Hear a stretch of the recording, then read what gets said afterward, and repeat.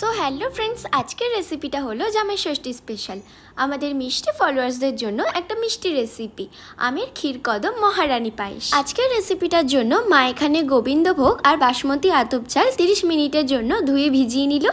গোবিন্দভোগ চালটাকে গুঁড়ো করে নিতে হবে আর বাসমতি আতপ চালটাকে শুকিয়ে নিতে হবে। মা এবার এই আমগুলোকে কেটে নিচ্ছে, বাট রেসিপিটার জন্য আমাদের কিন্তু দুটো আমই লাগবে। ফার্স্টেই আমটাকে আমরা একটা পেস্ট বানিয়ে নেব।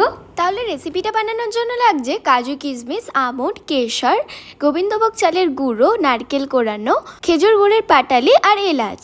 ফার্স্টে প্যানে 1 টেবিল স্পুন ঘি গরম করে আমন্ড আর কাজুটা ভেজে নিতে হবে। তারপর কিশমিশটা দিয়ে একটু ভেজে তুলে নিতে হবে। তারপর কোরানো নারকেলটা হালকা ভেজে গ্রেট করে রাখা পাটালি আর এলাচটা দিয়ে ভেজে নিতে হবে। এবার দিয়ে দিতে হবে পেস্ট করে রাখা আম, স্বাদ মতো লবণ, পরিমাণ মতো চালের গুঁড়ো আর ভেজে রাখা বাদামটা দিয়ে একটা সুন্দর পুর বানিয়ে দিতে হবে। এবার ক্ষীরটার জন্য এখানে 500 ml দুধ ফুটিয়ে নিতে হবে।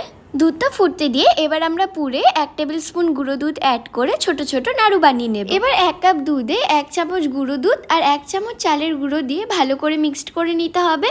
এবার ফুটন্ত দুধটায় একটা এলাচ, স্বাদ মতো লবণ, মিক্সড করে রাখা দুধ, 2 চামচ চিনি দিয়ে মিক্সড করে ক্ষীরটা বানিয়ে নিতে হবে। এবার এই মিষ্টিটা বানানোর জন্য আমাদের লাগবে ছানা, তাই 1 লিটার দুধে একটা লেবু দিয়ে বানিয়ে নিলাম ছানাটা এবার একটা সুতির কাপড়ে ঢেলে জল ছাড়িয়ে নিতে হবে। ছানাটা মা এখানে জল ছাড়িয়ে নিয়েছে। এবারে 2 চামচ চালের গুঁড়ো দিয়ে ভালো করে হালকা হাতে মেখে নিতে হবে আর ছানাটা কিন্তু খুব সুন্দর করে স্মুথ করে মাখতে হবে। এবার হাতে একটু ঘি মাখিয়ে নিতে হবে যাতে ছানাটা হাতে না লেগে যায়। দেখতেই পাচ্ছেন ছানাটার মধ্যে পুরের নাড়ুটা দিয়ে ছানাটা দিয়ে কভার করে রাউন্ড শেপ দিয়ে নিতে হবে। এবার শুকিয়ে রাখা বাসমতি আতপ চালের মধ্যে নাড়ুটা কোট করে নিতে হবে। মাই চালের মধ্যে অল্প পরিমাণ লবণ অ্যাড করেছিল, যেটা ভিডিওতে স্কিপ করে গেছে। আপনারা আপনাদের স্বাদ মতো একটু লবণ অ্যাড করে দেবেন।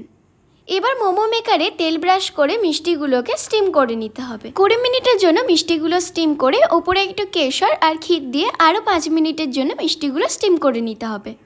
তাহলে দেখতেই পাচ্ছেন কত পারফেক্টলি আমাদের আজকের রেসিপি কদম ফুল মিষ্টিটা রেডি হয়ে গেছে। এবার একটা প্লেটে ক্ষীর আর মিষ্টিটা দিয়ে পরিবেশন করে নিলেই রেডি হয়ে যাবে আমাদের আজকের রেসিপি জামাই ষষ্ঠী স্পেশাল আমের ক্ষীর কদম মহারানী পায়েস। So thanks for watching this video. Bye by.